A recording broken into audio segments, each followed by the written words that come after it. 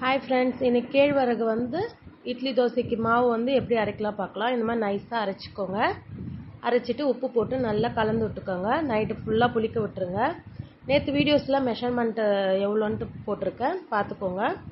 Night ஃபுல்லாக புளிக்க விட்டிங்கன்னா இந்த மாதிரி நல்லா புளிச்சு வந்திருக்கும் மாவு.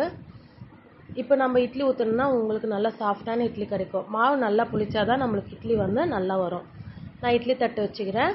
இட்லி தட்டு நல்லா காஞ்ச பிறகு தான் நம்ம இட்லி ஊற்றணும். அப்போ தான் உங்களுக்கு நல்லா சாஃப்டான இட்லி கிடைக்கும். ஒரு 10 நிமிஷம் நல்லா வேக விட்டுருங்க. அதுக்கப்புறமா நம்ம திறந்து பார்க்கலாம்.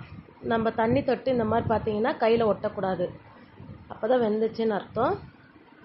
அப்புறம் நம்ம எடுத்துடலாம். கொஞ்சம் ஆறினோடனே இங்கே பாருங்கள் எவ்வளோ சாஃப்டாக இருக்குது பாருங்கள் இட்லி. நீங்களும் உங்கள் வீட்டில் ட்ரை பண்ணி பாருங்கள். இந்த சேனல் பிடிச்சிருந்தா லைக் பண்ணுங்கள், ஷேர் பண்ணுங்கள், சப்ஸ்கிரைப் பண்ணுங்கள். தேங்க்யூ.